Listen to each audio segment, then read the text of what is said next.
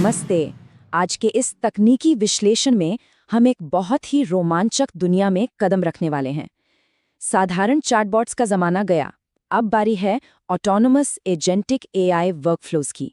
आज हम इस रहस्य से पर्दा उठाएंगे कि आखिर इन बेहद जटिल सिस्टम्स को कैसे डिज़ाइन किया जाता है, इन्हें बनाया कैसे जाता है और सबसे ज़रूरी बात, इन्हें पूरी तरह से सुरक्षित कैसे रखा जाता है।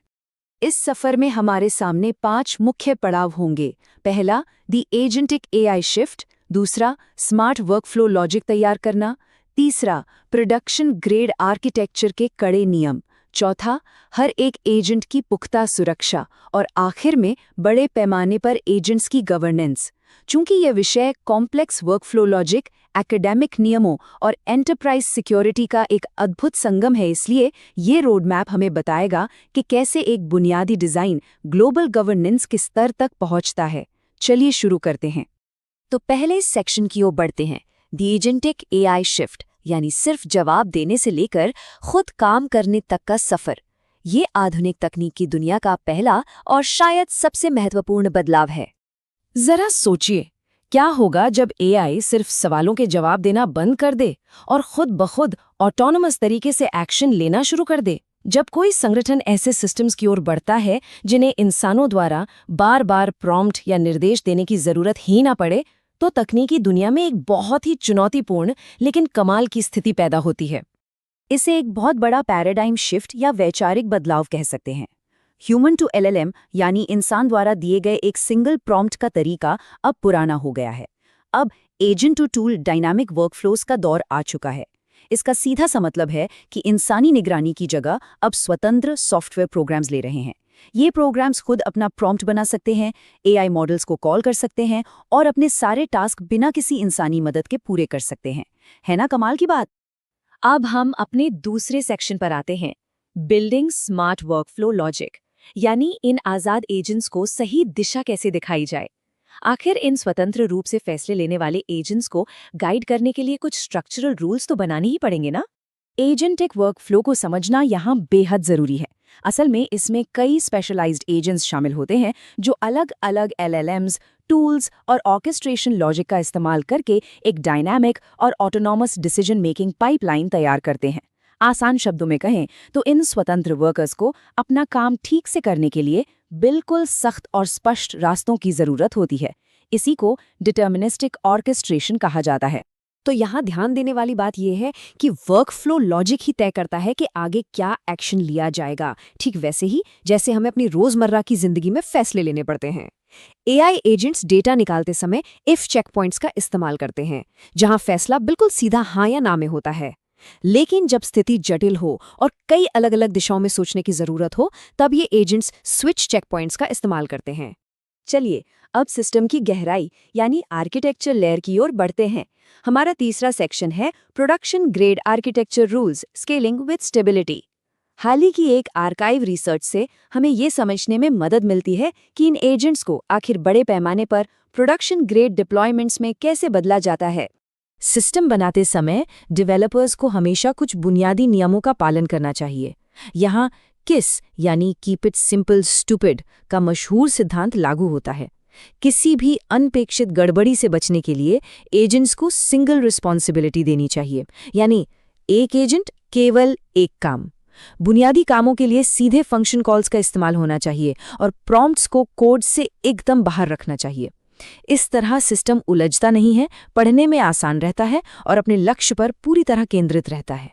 एआई एजेंट्स के बारे में बिल्कुल किसी इंसानी कर्मचारी की तरह सोचकर देखिए। अगर एक ही इंसान को सारे काम दे दिए जाएं तो गड़बड़ होनी तय है। इसीलिए ओवरलोडेड मल्टीटूल एजेंट्स की जगह काम को छोटे हिस्सों में बांटकर सिंगल रिस्पॉन्सिबिलिटी एजेंट्स की तरफ बढ़ना ही सबसे सही रणनीति है। उदाहरण के लिए एक एजेंट का काम सिर्फ वीडियो का प्रॉम्प्ट बनाना है और दूसरे का काम उस प्रॉम्प्ट से वीडियो तैयार करना। इस तरह काम बांटने से सिस्टम कंफ्यूज नहीं होता और काम की विश्वसनीयता कई गुना बढ़ जाती है। चलिए अब इस पूरे आर्किटेक्चर के सबसे अहम हिस्से की तरफ मुड़ते हैं। सेक्शन 4, हर एक इंडिविजुअल एजेंट को सुरक्षित करना। यहाँ हम एआई सिक्योरिटी के उस दोहरे खतरे या डुअल थ्रेट की बात करेंगे जिसकी जड़ें बिल्कुल बुनियादी कोड लेवल से जुड़ी होती हैं। ऑक्टा सिक्योरिटी फ्रेमवर्क हमें एक बेहद जरूरी ड्यूअल मैंडेट या दोहरा नियम देता है। पहला नियम, डिजाइन के स्तर पर ही हर एक एजेंट को सुरक्षित करना, और दूसरा, एक सिंगल कंट्रोल प्लेन से सभी एजेंट्स पर नजर रखना। बात बहुत साफ है, सिक्योरिटी कोई ऐसी चीज नहीं है जिसे बाद में ऊपर से चिपका दिया जाए। इसे सिस्टम की नींव रखते समय ही गहराई से पिरोना पड़ता है। यहाँ एक बहुत ही शानदार तकनीकी पहलू सामने आता है जिसे टोकन वॉल्टिंग कहते हैं। सोचिए, सेंसिटिव पासवर्ड्स को सीधे कोड में लिख देना कितना खतरनाक हो सकता है। इसके बजाय एजेंट्स को एक वॉल्ट सिस्टम का उपयोग करना होता है। ये बिल्कुल किसी सुरक्षित बिल्डिंग में अपना आईडी बैज स्वाइप करने जैसा है। इस तरह कोई भी एआई एजेंट असली पासवर्ड्स को उजागर किए बिना थर्ड पार्टी एपीआई का पूरी तरह से सुरक्षित इस्तेमाल कर सकता है। अब मान लीजिए कोई एआई एजेंट $4,50,000 का एक बहुत बड़ा प्रपोजल भेजने वाला है।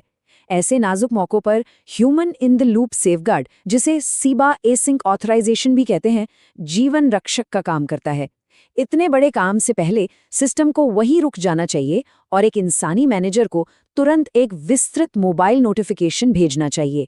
जब तक इंसान की तरफ से हरी झंडी यानी स्पष्ट मंजूरी नहीं मिलती, एजेंट एक कदम भी आगे नहीं बढ़ सकता। एकदम फुल प्रूफ तरीका। और आखिर में आइए इस पूरी चर्चा को एक बड़े एंटरप्राइज लेवल तक ले चलते हैं। Section 5, governing agents at scale. जरा सोचिए, उन संगठनों का क्या होता होगा जिन्हें एक साथ सैकड़ों या हजारों ऑटोनॉमस एजेंट्स को एक ही समय पर कंट्रोल और गवर्न करना होता है। यहाँ गवर्नेंस में मौजूद एक बहुत बड़ा गैप सामने आता है जो सच में चिंताजनक है। इस आंकड़े पर जरा गौर फरमाइए।